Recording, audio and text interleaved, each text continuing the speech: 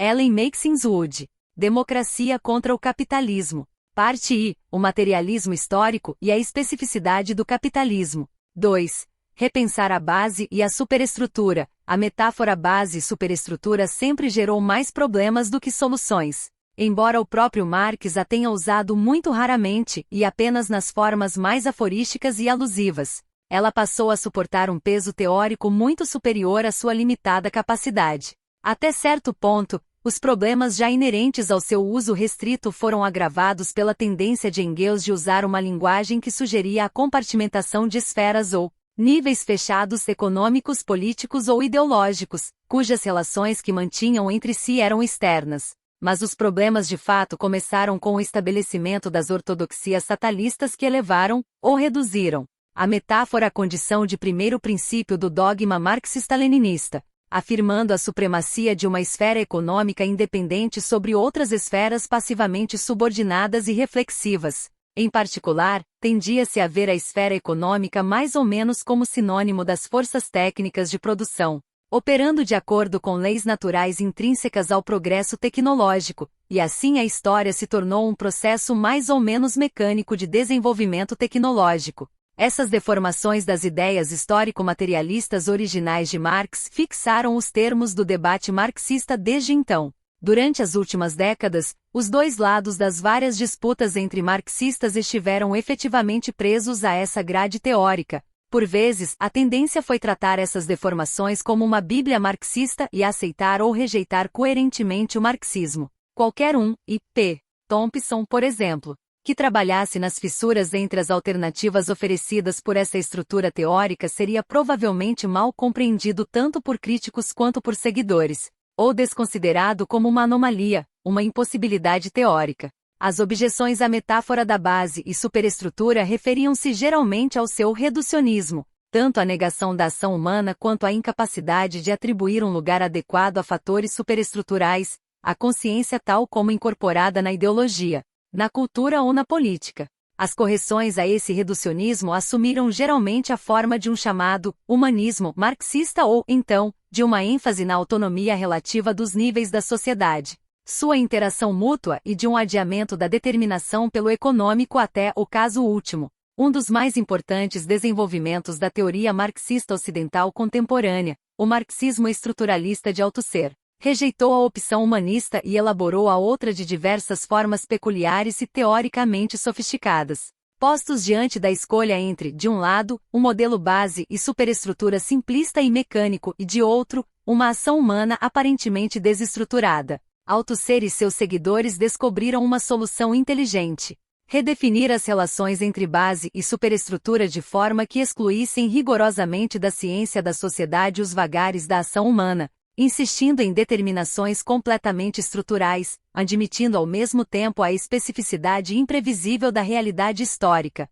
Para consegui-lo, tiveram de se valer de alguns truques conceituais, pois, enquanto um rígido determinismo prevalecia no domínio da estrutura social, esse domínio pertencia, para todos os fins práticos, à esfera da teoria pura, enquanto o mundo real, empírico, de pouco interesse para a maioria dos teóricos althusserianos, permaneceu efetivamente contingente e irredutivelmente particular. A distinção crítica entre modo de produção e formação social ilustra bem essa questão. O modo de produção com estrutura determinada não existe empiricamente, como com formação social realmente existente, é particular, conjuntural, e capaz de combinar os vários modos de produção e até mesmo vários níveis estruturais relativamente, absolutamente, autônomos, num número infinito de formas indeterminadas. As consequências desse dualismo simples entre o determinismo da teoria estruturalista e a contingência a que a história foi relegada foram disfarçadas pelo fato de os althusserianos terem escrito muito pouca história e também pelo rigor enganoso de suas incursões no mundo empírico, no qual a simples descrição era apresentada como explicação causal teoricamente rigorosa pelo uso de categorias taxonômicas passíveis de expansão infinita, derivadas da teoria da estrutura. O marxismo althusseriano, portanto, pouco fez para afastar decisivamente os termos do debate teórico marxista do terreno estabelecido pela ortodoxia stalinista. O modelo base e superestrutura manteve seu caráter mecânico e sua conceituação da estrutura social em termos de fatores, níveis ou casos discretos. descontínuos e com relações externas. Mesmo que a relação mecanicamente determinista entre a base e os seus reflexos superestruturais se tornasse efetivamente inoperante no mundo real pela separação rígida entre estrutura e história e pelo adiamento indefinido da determinação econômica até um imprevisível último caso, o aparelho conceitual estruturalista também tendia a encorajar uma espécie de separação entre econômico-social e histórico, que geralmente implica a identificação do econômico com a tecnologia. E não é nenhuma surpresa encontrar marxistas de convicções estruturalistas buscando no determinismo tecnológico o dinamismo histórico ausente de sua visão do mundo, caracterizada por uma série de estruturas estáticas, descontínuas e fechadas em si mesmas. E assim por algum tempo, sem abandonar as falsas alternativas em discussão nos debates sobre o stalinismo, os marxistas puderam fazer a cama e deitar-se nela. Puderam evitar o economicismo cru, ou o reducionismo vulgar, sem abandonar o modelo cruamente mecânico de base e superestrutura. Bastava adotar o dualismo agudo de Althusser entre estrutura e história, determinismo absoluto e contingência irredutível. E apesar do desprezo althusseriano pelo empirismo, ou precisamente por causa dele, melhor dizendo, precisamente por causa do dualismo conceitual em que ele se baseava, a princípio era até mesmo possível engajar-se ao mesmo tempo na mais pura teoria e no mais puro empirismo. Ainda assim, foi apenas uma questão de tempo até o desmoronamento dessa difícil síntese.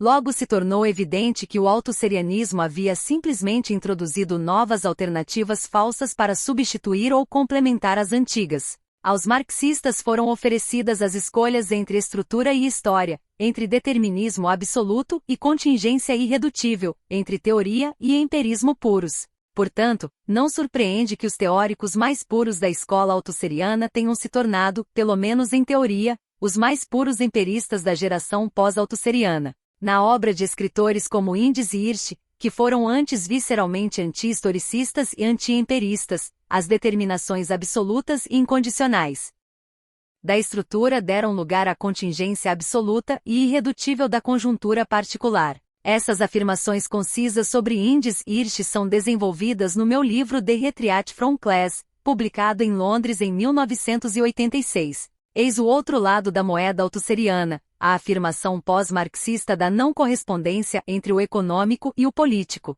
bem como o abandono da política de classe que ela implica, a rejeição não apenas do grosseiro modelo base e superestrutura, mas também das complexas ideias materialistas que aquela metáfora infeliz deveria substituir. O resultado foi uma estrutura completamente distorcida de debate que ameaça excluir o próprio Marx do alcance da possibilidade teórica.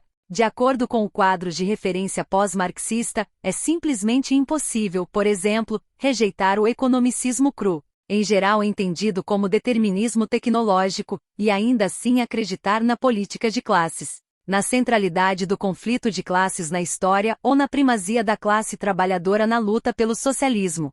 Se uma classe trabalhadora unida e revolucionária não surgir pronta do desenvolvimento natural das forças produtivas do capitalismo, não existe ligação orgânica ou privilegiada entre a classe trabalhadora e o socialismo, nem entre as condições econômicas e as forças políticas. Em outras palavras, mais uma vez, onde não existir determinação mecânica simples e absoluta, existe a contingência absoluta. E era uma vez Marx e o materialismo histórico. E também era uma vez Edward Thompson, pois ele, talvez mais do que qualquer outro, perdeu-se nas fissuras do debate marxista dos últimos anos por não se ajustar a nenhuma das alternativas reconhecidas. Isso não quer dizer que ele tenha sido ignorado, depreciado ou desvalorizado. Apenas que tanto seus críticos como seus admiradores o representaram mal ao forçá-lo em uma das categorias existentes. Na oposição entre economicismo cru e humanismo marxista, ele seria um comunista para quem as leis econômicas dão lugar à vontade e à ação humana arbitrárias.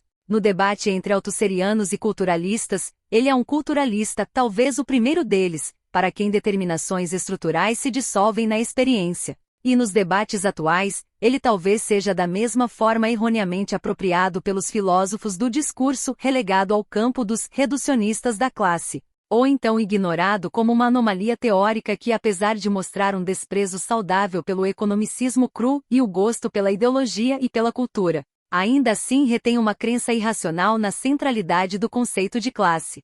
Até certo ponto, Thompson incentivou essas classificações distorcidas quando se deixou confundir pelos termos do debate em curso, mas, nos seus pronunciamentos explícitos sobre assuntos teóricos, e ainda mais em sua prática historiográfica, encontram-se os fios perdidos de uma tradição marxista que essas falsas opções sistematicamente ocultaram. 1.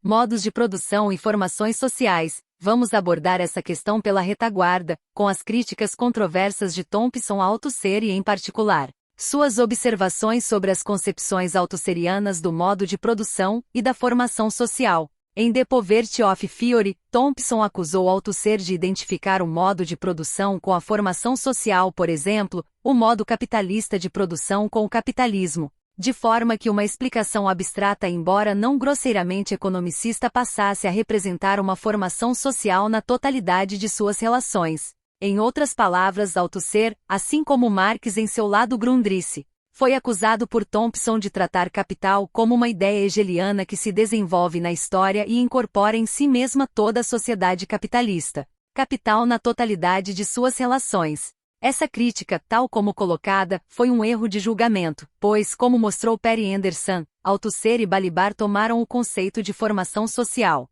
distinguindo-o deliberadamente de modo de produção, para corrigir a constante confusão na literatura marxista entre formação social e sua infraestrutura econômica. O conceito de formação social foi adotado pelos althusserianos em preferência à sociedade, um conceito que sugere uma simplicidade e uma unidade enganosas. A noção hegeliana de uma totalidade expressiva circular, como um lembrete insistente de que a diversidade das práticas humanas em qualquer sociedade é irredutível à própria prática econômica. A questão em debate era precisamente a que gera as ansiedades de Thompson sobre base e superestrutura, a diferença entre as estruturas nuas do capital e o tecido intricado da vida social, política e moral do capitalismo, francês, inglês ou americano. Em outras palavras, de acordo com Anderson, Thompson havia tentado acusar seus adversários de um erro que eles haviam denunciado primeiro. Ainda assim, Thompson tinha razão num sentido importante. Porque a própria forma em que a distinção entre modo de produção e formação social foi definida por Althusser e Balibar reforçou a confusão, em vez de esclarecê-la. Em parte, a correção proposta pelos dois simplesmente reproduziu na metáfora base e superestrutura os mesmos erros que deveria ter corrigido. Em parte, eles roubaram da metáfora exatamente as valiosas ideias que ela deveria ter traduzido. O modo de produção, como entendido pelos althusserianos, traz inscrito em si toda uma estrutura social que contém vários níveis econômicos, políticos e ideológicos. No caso de Althusser e Balibar, pode não ter ficado bem claro que o conceito de modo de produção é realmente sinônimo daquela totalidade. Mas ele certamente constitui a base de onde se pode teoricamente gerar uma totalidade social, capitalismo na totalidade de suas relações econômicas, políticas e ideológicas. Na obra de outros proeminentes teóricos de origem althusseriana, entre eles Nikos Poulantzas, o modo de produção representa explicitamente essa totalidade. Início da citação de Nikos Poulantzas, abre aspas, por modo de produção vamos designar não o que em geral se entende por econômico, ou seja, relações de produção em sentido estrito, mas uma combinação específica de várias estruturas e práticas que, combinadas entre si, surgem como muitos casos ou níveis. Isto é, como muitas estruturas regionais desse modo. Um modo de produção, de acordo com a definição esquemática de Engels, compõe-se de diferentes níveis ou casos, o econômico, o político, o ideológico e o teórico. Fecha aspas, Nikos Poulantzas, tradução nossa. O conceito de formação social não é usado por esses teóricos para negar essa relação entre o modo de produção e a totalidade social neles incorporada, por exemplo. Ele não foi proposto para negar que o modo capitalista de produção, doravante denominado modo capitalista de produção (MCP), equivale a capitalismo na totalidade de suas relações. Ao contrário, o conceito de formação social implica apenas que nenhuma sociedade historicamente existente é pura. Por exemplo, não existe uma sociedade que represente o modo capitalista de produção puro e simples. Ou dito de outra forma, o modo de produção constitui um objeto abstrato formal que não existe na realidade no sentido forte. Só existem no mundo real formações sociais impuras, e essa sempre contém vários modos de produção com todos os seus níveis constituintes. ou até vários fragmentos relativamente autônomos de modos de produção.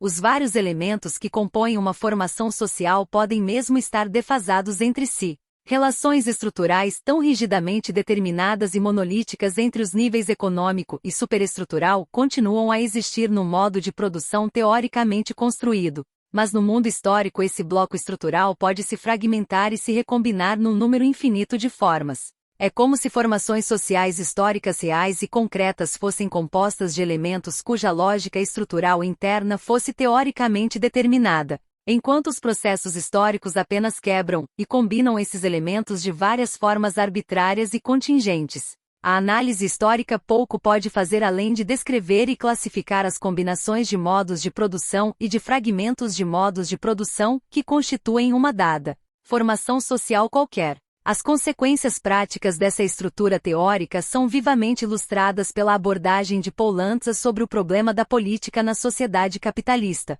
Depois de estabelecer o princípio de que uma estrutura social inteira, com níveis econômicos, políticos, ideológicos e teóricos, está incorporada no modo abstrato formal de produção, ele passa a construir teoricamente o caso político do modo capitalista de produção e a produzir um tipo de Estado estruturalmente ajustado a esse modo de produção. Isso envolve a construção teórica de ligações entre o Estado e níveis diferentes do modo de produção, bem como uma elaboração das características específicas desse tipo de Estado capitalista. O efeito desse argumento é paradoxal. Pode-se aparentemente inferir que a ligação entre níveis de um modo de produção, e especificamente a correspondência entre o modo capitalista de produção e o tipo capitalista de Estado, é abstrato formal e não real concreto. Que os componentes de um modo de produção podem se relacionar estruturalmente, mas a relação entre eles não é necessariamente histórica.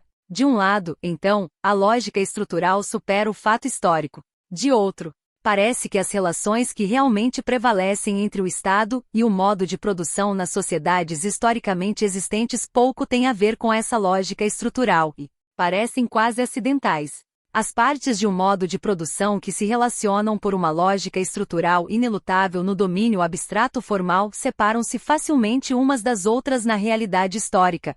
Portanto, um Estado é capitalista não em virtude de suas ligações com relações capitalistas de produção, mas em virtude de certas características estruturais derivadas da construção teórica autônoma de um modo capitalista de produção abstrato formal. Assim, é possível dizer que uma formação social em que relações capitalistas de produção ainda não são generalizadas pode, apesar disso, ser caracterizada como um Estado capitalista. Na verdade, é assim que Paul Lanza descreve o absolutismo europeu. O Estado absolutista é designado como um tipo capitalista de Estado não por qualquer relação real que ele tenha com relações ocultas de produção. Paul Lanza se apressa a enfatizar que as relações capitalistas são muito rudimentares neste estágio, mas porque mostra certas características estruturais formais que ele, mais ou menos arbitrariamente, estabeleceu como correspondentes em teoria a um modo capitalista de produção. Há nesses princípios teóricos tanto um determinismo excessivamente rígido quanto um excesso de contingência e arbitrariedade, ou seja, um excesso de determinação abstrata, quase idealista, e muito pouca causalidade histórica. De um lado, simplificações mecânicas do modelo base e superestrutura ficam intactas, de outro, desconsideram-se simplesmente as questões críticas indicadas por aquela metáfora sobre os efeitos das condições materiais e das relações de produção nos processos históricos. De fato, permitiu-se que correspondências teóricas a priorísticas escondessem relações históricas reais. Tudo isso contrasta nitidamente com o relato de Marx sobre as ligações entre relações de produção e formas políticas. Início da citação de Karl Marx, abre aspas. A forma econômica específica em que a mais-valia não paga é arrebatada dos produtores diretos determina a relação entre governantes e governados, pois nasce diretamente da própria produção e, por sua vez, reage sobre ela como elemento determinante. É sempre a relação direta entre os donos das condições de produção e os produtores diretos que revela o segredo mais recôndito,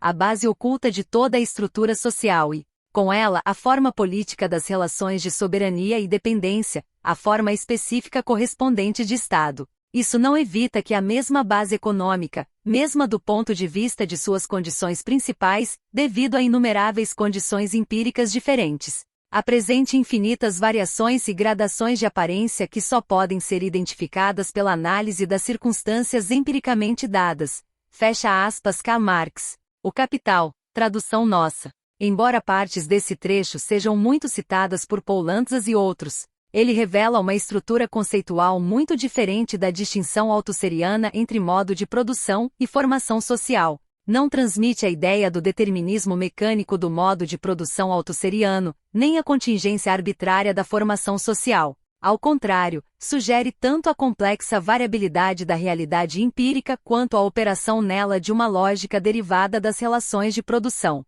A diferença é ainda mais bem ilustrada pelo uso que Marx faz do conceito a que os altusserianos dão o nome de formação social, substancialmente diferente do uso que dele fazem Althusser, Balibar ou Paul Lantzas, sem falar se esse conceito viria a suportar a carga teórica que adquiriu recentemente. Numa passagem que tem importância central na teoria althusseriana, Marx escreve: início da citação de Karl Marx, abre aspas, em toda forma de sociedade existe um tipo específico de produção que predomina sobre os outros, cujas relações atribuem valor e influência aos outros. É uma luz geral que banha todas as outras cores e modifica suas particularidades. É um éter particular que determina a gravidade específica de todo ser que se materializou dentro dele. Fecha aspas. Karl Marx, Grundrisse, tradução nossa. Neste contexto, forma de sociedade é uma tradução menos enganosa de Gesellschaftsformen do que formação social. É importante observar o que ele quer dizer com a expressão forma de sociedade. Encontram-se entre elas os povos pastorais, a antiguidade, a ordem feudal, a sociedade burguesa moderna, a despeito de tudo que se possa entender dessa passagem, e dos problemas que possam surgir das formulações de Marx. Ela significa que, primeiro, forma de sociedade se refere a algo como o feudalismo, a ordem feudal ou capitalismo, a sociedade burguesa, não apenas a um fenômeno concreto, individual e único como a Inglaterra durante a Revolução Industrial, um dos exemplos de Paul Lantzas de uma formação social, mas uma classe de fenômenos concretos que tem alguma espécie de lógica sócio-histórica comum, e segundo, essa passagem pretende enfatizar a unidade, não a heterogeneidade, de uma formação social. Não se trata de vários modos de produção dominados por um deles, mas, por exemplo, de ramos diferentes de produção assimilados ao caráter específico do ramo predominante naquela forma social, a natureza particular da agricultura na sociedade feudal,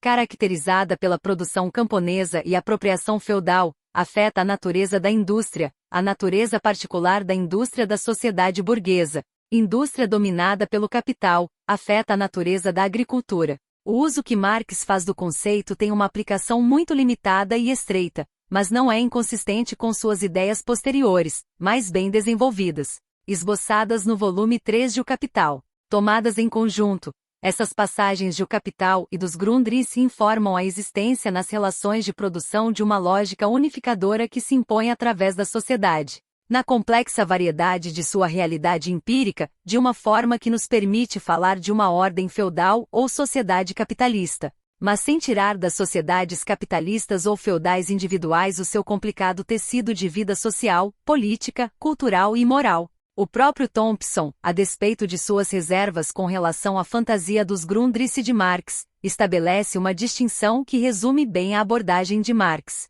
Início da citação de E. P. Thompson, abre aspas.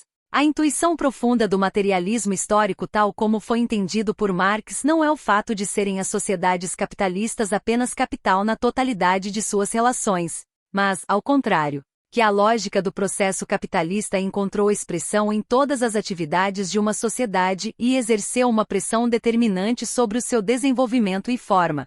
Podemos, portanto, falar de capitalismo ou de sociedades capitalistas. Fecha aspas. I. P. Thompson, tradução nossa. Início da citação de E. P. Thompson, abre aspas, existe uma diferença crítica entre estruturalismo, que sugere a ideia de capitalismo que se desdobra, e materialismo histórico, que tem a ver com o processo histórico real, fecha aspas. I. P. Thompson, tradução nossa. Portanto, Thompson estava no mínimo quase certo na sua crítica a Althusser, não porque Althusser tenha dissolvido a história na sua estrutura, mas ao contrário, porque, apesar de aderir a uma espécie de estruturalismo que identificava o modo capitalista de produção com capitalismo, Ele reservou suas operações para a esfera da teoria pura, esquecendo, de certa forma, a história. De fato, o próprio Thompson formulou suas críticas a Althusser quase exatamente nesses termos num ensaio muito menos conhecido que De Poverty of Theory, mas datado mais ou menos da mesma época. Início da citação de E. P. Thompson, abre aspas, na teoria althusseriana, com sua ênfase na autonomia relativa e na determinação do caso último. Os problemas do materialismo histórico e cultural não são resolvidos, mas ocultos ou evitados, uma vez que a hora solitária do último caso nunca soa. Podemos em uníssono e ao mesmo tempo cantar loas à teoria para em seguida ignorá-la na nossa prática. Fecha aspas. E P. Thompson, tradução nossa. A verdade que pode existir na sugestão de que a distinção althusseriana entre modo de produção e formação social destinava-se a tornar os marxistas educados à sombra do modelo grosseiramente economístico e reducionista da base e superestrutura mais sensíveis à especificidade histórica e à complexidade da vida social não passa de meia-verdade, pois a distinção atingiu seu fim mediante a simples inserção de uma cunha entre estrutura e história, criando um dualismo rígido entre determinação e contingência que deixou as determinações estruturais mais ou menos impotentes na esfera da explicação histórica e, na verdade, tornou sem efeito o materialismo histórico como meio de explicação do processo histórico. Foi apenas uma forma de evadir o desafio proposto por Marx, como abranger a especificidade histórica, bem como a ação humana, enquanto se reconhece dentro delas a lógica dos modos de produção. 2.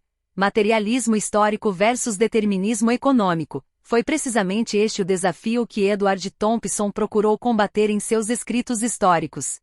Seus pronunciamentos teóricos nem sempre ajudam a esclarecer sua prática histórica, em parte porque às vezes ele se permite cair na armadilha das falsas alternativas oferecidas pelos termos dominantes no debate marxista. Mesmo aqui, entretanto, há uma riqueza muito grande a ser garimpada para emancipar a teoria marxista dessas opções hobsonianas e colocá-la de novo nos trilhos produtivos traçados pelo próprio Marx.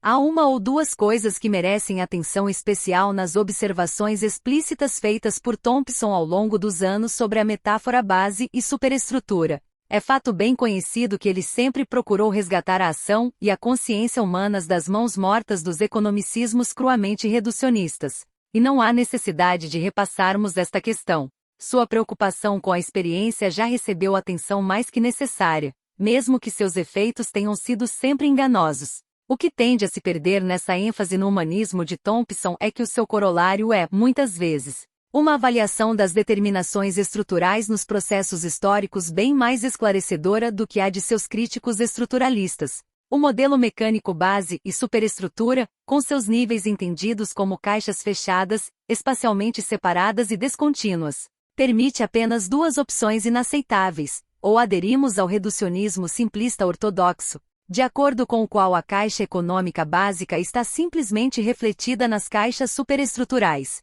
ou evitamos o economicismo cru adiando a determinação pelo econômico para algum caso último infinitamente distante. Um efeito que se consegue quando se tornam inoperantes na história as rígidas determinações da estrutura. Entre esses dois extremos, há pouco espaço para determinações econômicas que, apesar de admitirem toda a gama de complexidade e especificidade histórica, estão, citando Thompson, sempre lá, e não apenas no caso último, não empurradas para uma área de causa última que pode ficar esquecida no seu empírio, não operacional apenas num sentido de época, mas todo o tempo. É essa difícil dialética entre especificidade histórica e a sempre presente lógica do processo histórico que o materialismo histórico pede que entendamos. Ela exige, como Thompson sempre o entendeu, uma concepção do econômico não como uma esfera regionalmente separada que é de certa forma material por oposição à social, mas que é em si irredutivelmente social, de fato.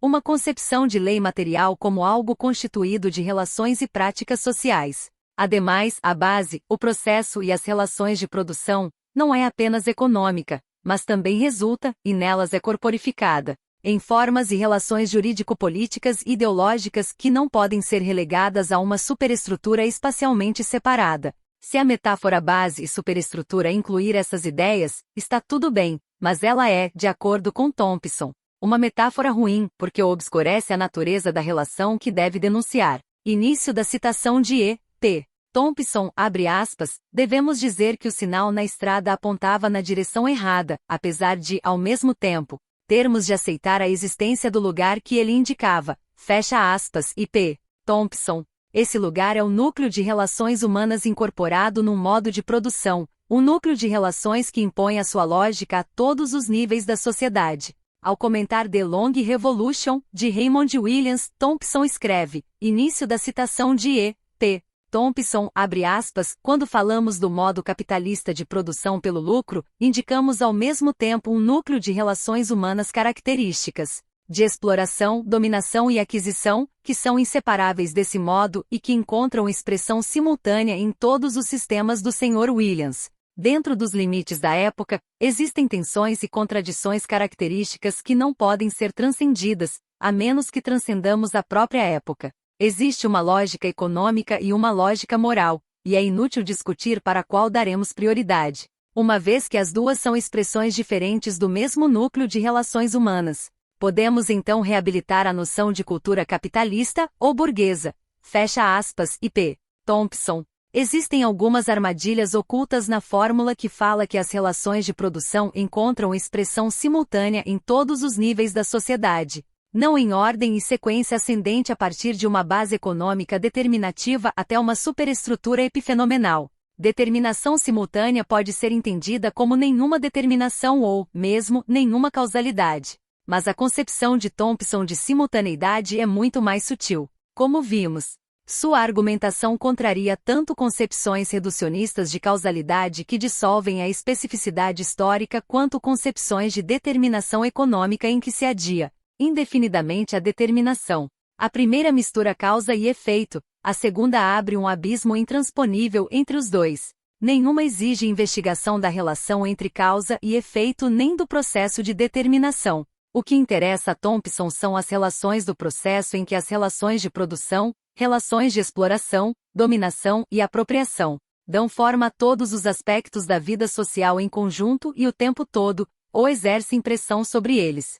O processo e as relações de produção que constituem um modo de produção são expressos por uma lógica moral e por uma lógica econômica, por valores e modos de pensar característicos, assim como por padrões característicos de acumulação e de troca. Somente no modo capitalista de produção é possível distinguir instituições e práticas que são pura e distintivamente econômicas, no sentido estrito da palavra, que é, ela própria, derivada da experiência do capitalismo. E mesmo aqui o modo de produção é expresso simultaneamente naquelas instituições e práticas econômicas e em certas normas e valores auxiliares que sustentam os processos, as relações de produção e o sistema de poder e dominação em torno do qual se organiza. Esses valores, normas e formas culturais, argumenta Thompson, não são menos reais do que as formas especificamente econômicas pelas quais se exprime o modo de produção. O argumento de Thompson sobre a simultaneidade das expressões econômicas e culturais de qualquer modo de produção tem dois lados inseparáveis igualmente importantes. O primeiro, geralmente ressaltado tanto por seus críticos quanto por seus admiradores, insiste que ideologia e cultura têm uma lógica própria que constitui um elemento autêntico nos processos sociais e históricos. Início da citação de E. P. Thompson, abre aspas, podemos legitimamente analisar ideologia não apenas como produto, mas também como processo. Fecha aspas e P. Thompson. Ele aprova o entendimento de Christopher Caldwell da autenticidade da cultura, mas o censura por atribuir à lógica da ideologia uma autonomia que sugere uma ideia que se impõe à história. Essa lógica tem sua própria coerência que é, em parte, autodeterminada, no sentido de que certas categorias tendem a se reproduzir em formas consecutivas. Apesar de não podermos substituir a história real pela lógica da ideologia, a evolução capitalista não é a realização de uma ideia burguesa básica. Essa lógica é um componente autêntico daquela história, uma história inconcebível e indescritível independentemente da ideia. O outro lado do argumento é que, dado que os efeitos determinativos do modo de produção operam simultaneamente na esfera econômica e na não econômica, eles são também ubíquos. O argumento não pretende negar nem reduzir a importância dos efeitos determinativos do modo de produção, mas, ao contrário, reforçar a proposição de que eles são operacionais o tempo todo e em toda parte. Em outras palavras, é possível que o materialismo de Thompson atinja seu ápice no exato momento em que ele se recusa a privilegiar a economia em relação à cultura. Na verdade, a insistência na simultaneidade se apresenta não como afastamento ou correção do materialismo clássico marxista, mas como um polimento das palavras do próprio Marx. Ao comentar a passagem citada acima da luz geral dos Grundrisse, por exemplo, Thompson escreve, início da citação de E.P. Thompson, abre aspas, o que isso enfatiza é a simultaneidade da expressão das relações produtivas características de todos os sistemas e áreas da vida social, de preferência a qualquer noção de primazia mais real do econômico, em que as normas e a cultura são vistas como um reflexo secundário do primário. O que estou colocando em discussão não é a centralidade do modo de produção e as consequentes relações de poder e de propriedade, para um entendimento materialista qualquer da história. Estou colocando em discussão a noção de que é possível descrever um modo de produção em termos econômicos, deixando de lado como secundários, menos reais, as normas, a cultura, os conceitos críticos em torno dos quais se organiza esse modo de produção. Fecha aspas. P. Thompson. Poderíamos esperar indicações mais precisas das fronteiras entre o modo de produção e o que por ele é determinado, e talvez um pouco menos de uma tendência a fugir da proposição de que o modo de produção é expresso simultaneamente tanto na esfera econômica quanto na não econômica, para a sugestão muito diferente de que o modo de produção é ao mesmo tempo todas as coisas sociais. Mas resta pouca dúvida de que a intenção desse argumento seja não apenas enfatizar a autenticidade da cultura, mas também afastar a compreensão materialista da história das formulações em que os níveis sociais são separados de uma forma que efetivamente isola a superestrutura dos efeitos da base material. É também um esforço para resgatar a concepção marxista original de modo de produção da identificação com a economia capitalista, corporificada nas relações de mercado e numa tecnologia abstratamente autônoma. Trata-se de uma identificação que a ortodoxia stalinista tinha em comum com a ideologia burguesa,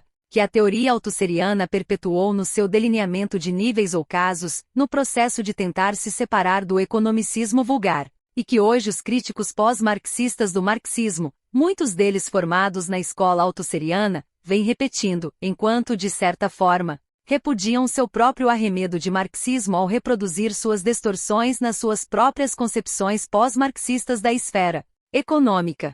Pode ser verdade que Thompson nem sempre mantém a clareza de sua concepção unitária e que, por vezes, parece permitir que o modo de produção se estenda até uma totalidade indeterminada de relações humanas. Mas há uma diferença significativa entre a alegação de que base é também ao mesmo tempo superestrutura e a proposição de Thompson segundo a qual o início da citação de E.P. Thompson, abre aspas, produção, distribuição e consumo não são apenas colher, transportar e comer, são também planejamento, organização e fruição. As faculdades imaginativas intelectuais não se resumem a uma superestrutura erigida sobre uma base de coisas, inclusive homens-coisa.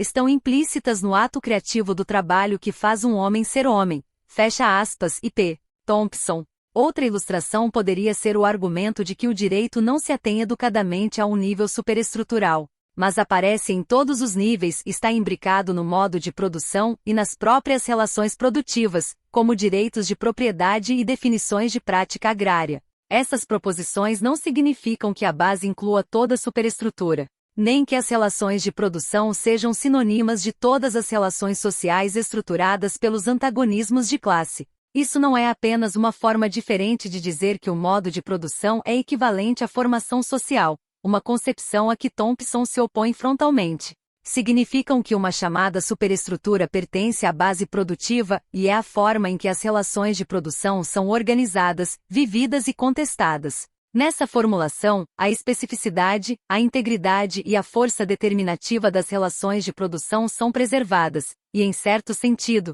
estabelece-se a distância necessária entre a esfera de produção e todos os outros níveis que tornam a causalidade possível, enquanto, ao mesmo tempo, indicasse o princípio de ligação e continuidade entre essas esferas separadas quando se trata a própria economia como um fenômeno social. O que nos traz outra razão, especialmente sutil, para Thompson rejeitar a metáfora convencional base e superestrutura, e mais uma vez o objetivo é não enfraquecer, mas sim reforçar o materialismo da teoria marxista da história. Thompson sugeriu que a metáfora não leva em conta as diferentes formas em que diferentes classes se relacionam com o modo de produção, ou as formas diferentes em que suas respectivas instituições, ideologias e culturas expressam o modo de produção. Apesar de um modelo base e superestrutura ter talvez algum valor para descrever as instituições e ideologias a serviço da classe dominante, bem como as estruturas de apoio à dominação e o senso geral de poder, ele não se presta bem a descrever a cultura dos dominados.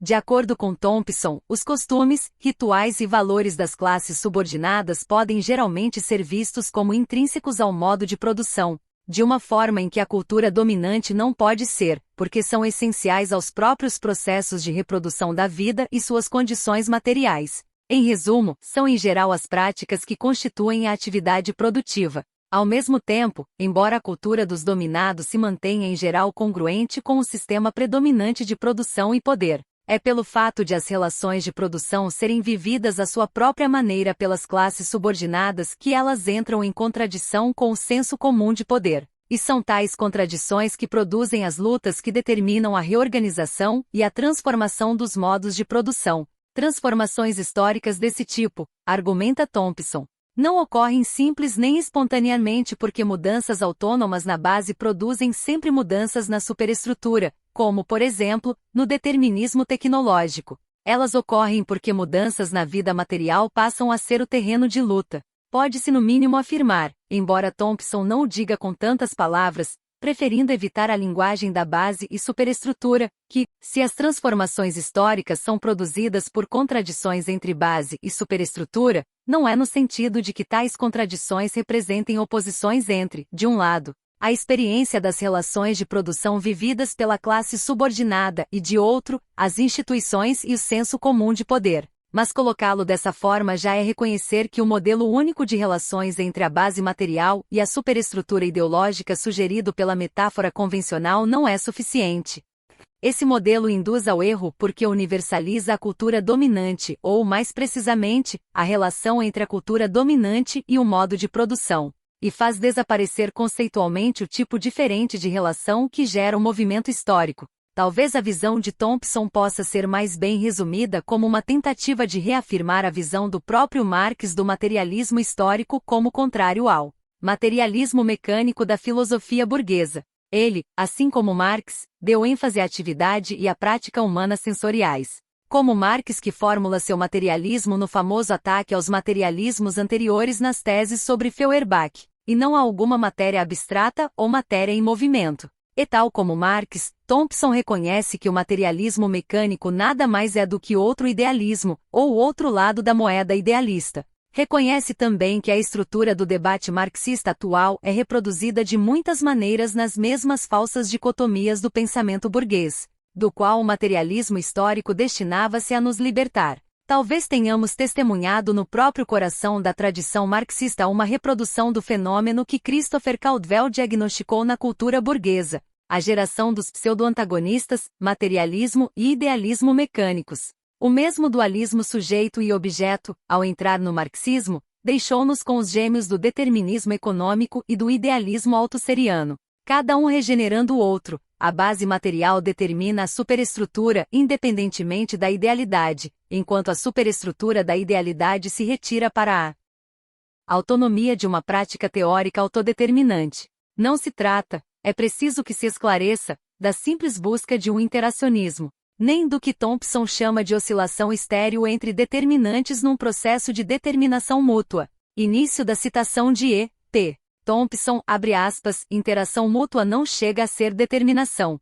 Fecha aspas, e P. Thompson. E tal como Marx, ele não tem intenção de fugir assim da questão da indeterminação. Sua formulação é apenas uma forma de levar a sério o entendimento de Marx sobre a base material como algo que se corporifica na atividade prática humana, que, por mais que isso possa violar a sensibilidade dos marxistas científicos, exige de nós enfrentarmos o fato de ser a atividade de produção material uma atividade consciente. 3.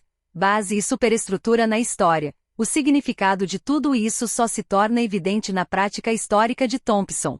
E o valor de suas discordâncias com a linguagem de base e superestrutura pode ser testado pelo simples exame do que ele percebe através de seu prisma conceitual, e que não é tão claramente percebido por outros através de seus próprios prismas. Dois aspectos de sua obra histórica se destacam especialmente: um profundo senso de processo, expresso numa capacidade inigualável de identificar as emaranhadas interações entre continuidade e mudanças, e uma habilidade de revelar a lógica das relações de produção não como uma abstração, mas como um princípio histórico operacional visível nas transações diárias da vida social, nas instituições e nas práticas concretas que existem fora da esfera da própria produção. Essas duas competências estão em operação na decodificação, que ele faz da evidência que indica a presença de forças de classe e modos de consciência estruturados por classe nas situações históricas em que não se percebe clara e explicitamente a consciência de classe como prova sem ambiguidade da presença de classe. O tema que perpassa The Making of the English Working Class, por exemplo, é a forma como uma tradição contínua de cultura popular foi transformada numa cultura de classe operária à medida que o povo resistia à lógica das relações capitalista e à intensificação da exploração associada aos modos capitalistas de expropriação. Os críticos de Thompson preferiram focalizar as continuidades nesse processo, sugerindo que sua insistência na continuidade das tradições populares indica uma preocupação com fatores culturais e superestruturais, em detrimento das determinações objetivas, movimentos na base em que ocorre a acumulação capitalista, uma crítica que vou retomar no próximo capítulo.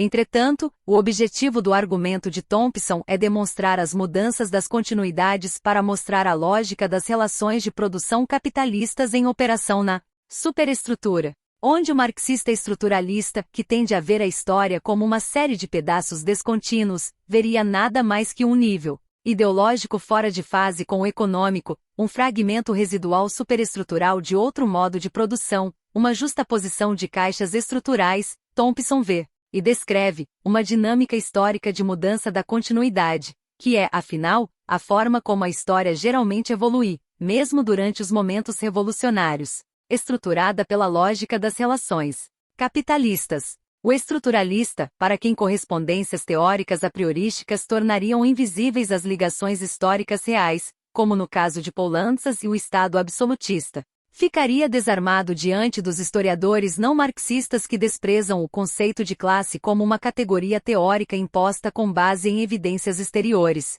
ou daqueles que negam a existência de uma classe trabalhadora nessa sociedade pré-industrial, ou de classe única, citando como evidência a continuidade dos padrões pré-industriais de pensamento. Thompson, pelo contrário, é capaz de identificar os significados sociais das tradições populares em mutação, traçando as operações de classe nessas mudanças da continuidade. É capaz de descrever a emergência das formações operárias, instituições e tradições intelectuais que, a despeito de sua presença visível na história do período, tem a existência conceitualmente negada por seus adversários. Vale a pena acrescentar que, para quem considera a base como alguma coisa material por oposição à social, o que geralmente significa que a base consiste nas forças técnicas de produção e que a história é um determinismo tecnológico, é impossível explicar a existência de formações operárias que unem os trabalhadores industriais e os pré-industriais. A estrutura conceitual do determinismo tecnológico força-nos a atribuir um valor adicional ao processo técnico do trabalho como determinante de classe,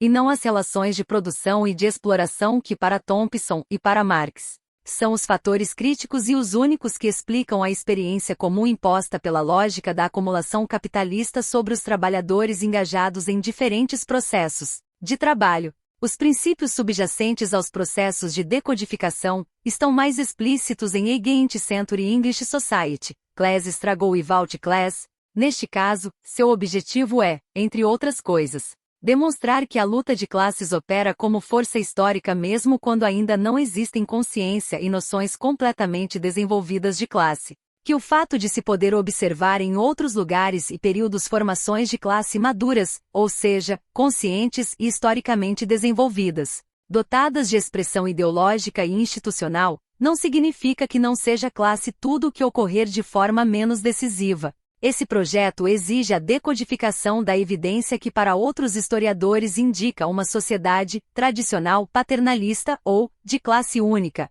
na qual as classes trabalhadoras carecem de consciência de classe e as divisões sociais são verticais, e não horizontais. Significativamente, Thompson aqui evoca mais uma vez a passagem da Luz Geral de Grundrisse, que os althusserianos citam para apoiar suas opiniões sobre modos de produção e formações sociais. E também significativamente, tal como Marx, mas ao contrário dos althusserianos, ele enfatiza a unidade, não a heterogeneidade das formas sociais que entram no campo de força de um modo de produção particular. Início da citação de E. P.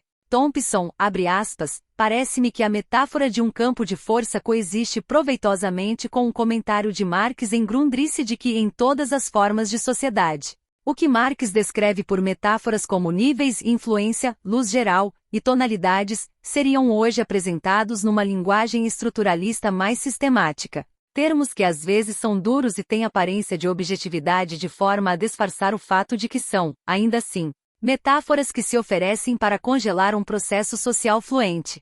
Prefiro a metáfora de Marx, e a prefiro, para todos os efeitos, às suas metáforas subsequentes sobre base e superestrutura.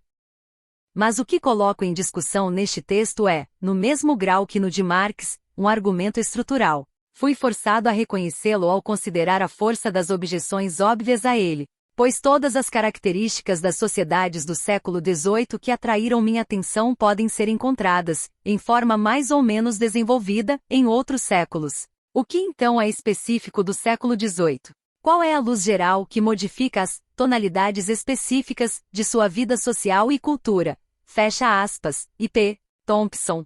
Thompson passa então a responder a essas perguntas ao examinar a dialética entre o que é e o que não é cultura, as experiências formadoras do ser social e como elas eram manipuladas culturalmente, e as polaridades dialéticas, antagonismos e reconciliações entre as culturas plebeias e sofisticadas da época. Embora talvez fosse útil ter uma descrição mais clara do que não é cultura, o resultado é uma argumentação complexa e sutil que revela como os padrões tradicionais de cultura, que aparentemente continuam os mesmos, adquirem um novo significado social quando entram no campo de força do processo capitalista e dos modos capitalistas de exploração. Thompson demonstra como comportamentos usuais e a cultura plebeia são formados pelas novas experiências de classe, citando como exemplo particularmente evocativo as lutas pela posse dos corpos dos enforcados em Tibur, decodificadas por Peter Linebaug em Albion's Fatal Tree. Início da citação de E.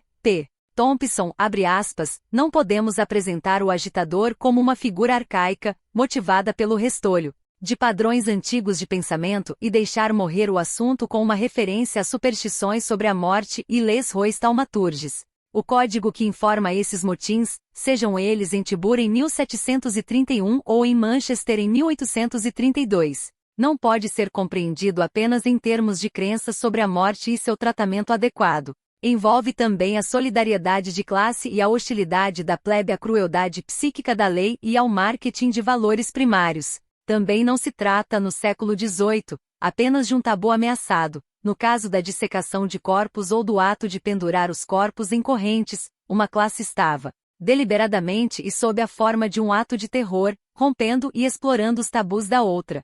É então dentro desse campo de força de classes que os gestos fragmentados de antigos padrões são revivificados e reintegrados. Fecha aspas. I. P. Thompson. O que torna o século XVIII um caso especialmente complicado é que comportamentos e rituais costumeiros adquirem um significado particular porque a lógica do capitalismo estava geralmente sendo vivida pela plebe como um ataque aos direitos de uso costumeiros e aos padrões de trabalho e de lazer tradicionais. Um processo vividamente descrito por Thompson em várias de suas obras. Rebeliões contra os processos de acumulação capitalista, portanto, assumiram em geral a forma de rebelião em defesa do costume, criando o paradoxo característico do século XVIII, uma cultura tradicional rebelde. Então, o conflito de classes tendia a assumir a forma de confrontações entre uma economia de mercado inovadora e a economia moral costumeira da plebe. Se existe um perigo nas formulações de Thompson, talvez seja o de que, como já sugeriram seus críticos, ele tem a tendência a ver oposição e rebelião nas tradições e nos costumes populares, e o seu relato deixa pouco espaço para os impulsos regressivos da consciência popular ou para a frequência com que essa consciência é invadida por ideias da classe dominante. Mas sua estrutura conceitual não exige otimismo excessivo, e ela tem claras vantagens sobre os sistemas teóricos que reconhecem apenas o atraso. Nas tradições populares, essa discussão pertence ao seu projeto maior de resgatar a ação das classes subordinadas de uma análise que efetivamente as relega à subordinação permanente, subjugação à hegemonia da classe dominante, antigas superstições e irracionalidades. Mas a ênfase que ele dá à transformação criativa de antigas tradições para atender a novas circunstâncias e para resistir a novas opressões representa também a reafirmação dos princípios materialistas contra as teorias da história que negam sua eficiência na explicação do processo histórico. Sua análise sutil, por exemplo, tira todo o sentido do tratamento histórico que vê nessas tradições e nesses costumes nada mais que um restolho cultural, ou que encaram sua persistência como uma prova de que classe não tem relevância para essas sociedades tradicionais pré-industriais, ou mesmo que a cultura é completamente autônoma em relação às condições materiais. É preciso que se diga, também, que sob esse aspecto Thompson realiza algo que está fora do alcance dos estruturalistas com suas versões da metáfora base e superestrutura. Estes pouco têm a dizer para responder aos advogados da teoria do restolho, que parece ter notável congruência com a concepção autosseriana de formação social, ou aos que negam a eficácia de classes, ou condições materiais em geral, em sociedades nas quais as superestruturas ideológicas aparentemente deixam de corresponder à base econômica. Tais argumentos só podem ser enfrentados quando se reconhece que a história não se compõe de pedaços estruturais discretos e descontínuos, com superestruturas separadas e distintas correspondentes a cada base. Ao contrário, ela se move em processos nos quais as relações de produção exercem suas pressões pela transformação de realidades herdadas. Já há muito tempo, Thompson tem um projeto para responder aos historiadores que negam a existência de classe, ou pelo menos sua importância histórica. No modelo do capitalismo industrial, nos casos em que instituições de classe claramente definidas ou linguagens conscientes de classe não estão presentes na evidência, críticos e até mesmo com frequência, seus admiradores se confundem com formulações que parecem sugerir que para ele, não existe classe na ausência de consciência de classe. Mas isso contraria diretamente sua intenção de demonstrar os efeitos determinativos de situações, de classes até mesmo nos casos em que ainda não existam classes maduras. É possível que ele tenha adotado essas formas ambíguas por sempre se ter visto como quem luta em duas frentes ao mesmo tempo, contra as negativas antimarxistas de classe e contra os marxismos que negam à classe operária sua própria atividade ao postular para ela uma consciência ideal pré-determinada.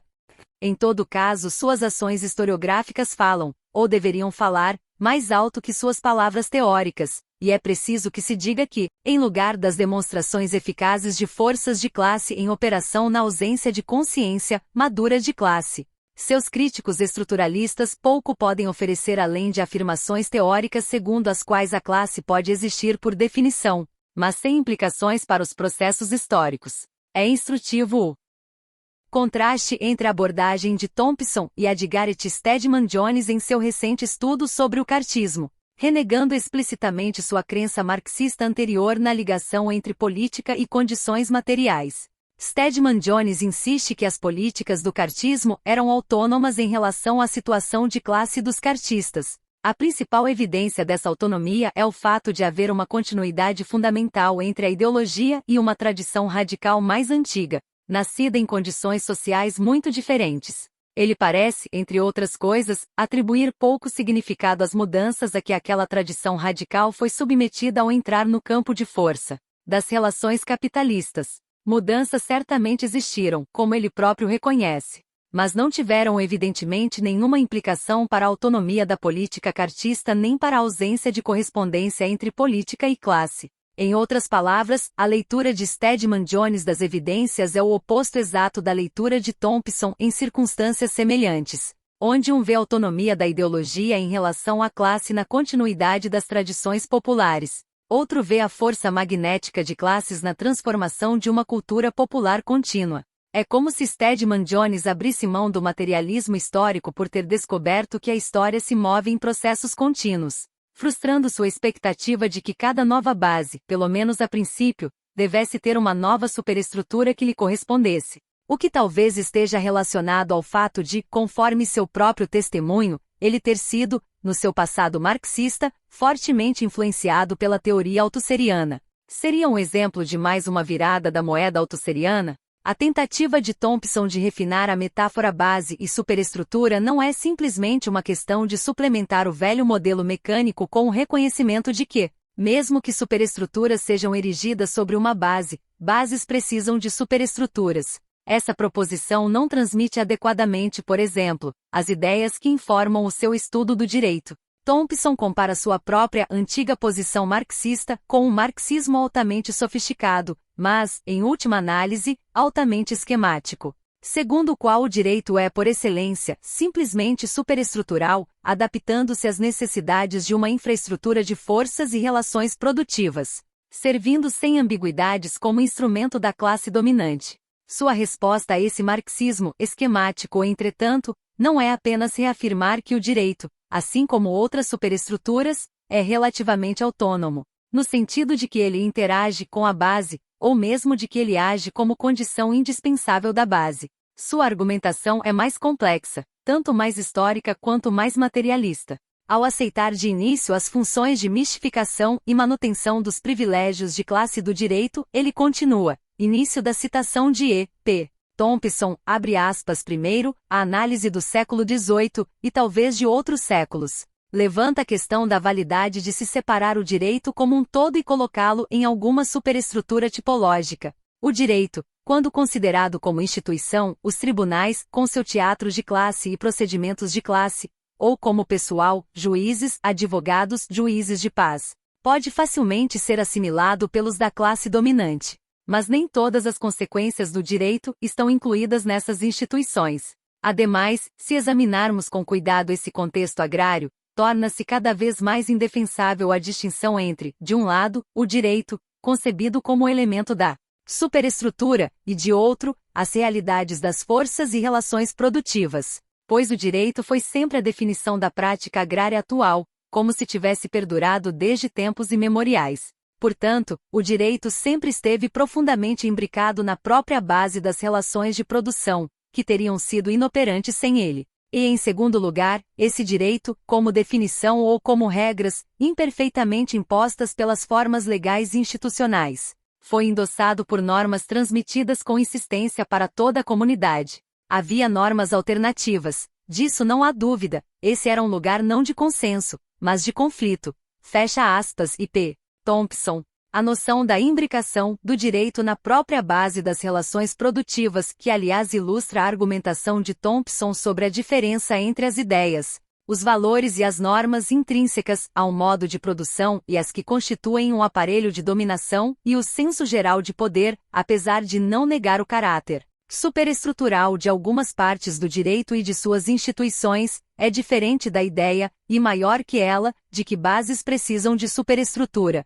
É uma forma diferente de entender a própria base, pois ela está corporificada nas práticas e relações sociais reais. Também não é apenas uma questão de distinguir de forma analítica a base material das formas sociais em que ela inevitavelmente se corporifica no mundo real. A concepção de Thompson é, primeiro, a recusa de toda a distinção analítica que oculta o caráter social do material, e que é constituído não apenas pelo substrato natural, mas também pelas relações e práticas sociais geradas pela atividade produtiva humana, uma recusa indispensável para o materialismo histórico, mas, além disso, é uma forma de desencorajamento de procedimentos analíticos que tendem a obscurecer as relações históricas. Como já mostrou Perry Anderson, a principal objeção feita por Thompson e outros contra a metáfora da base e superestrutura é o fato de a distinção analítica entre os vários níveis ou casos poder encorajar a ideia de que eles existem substantivamente como objetos separados, fisicamente divisíveis uns dos outros no mundo real,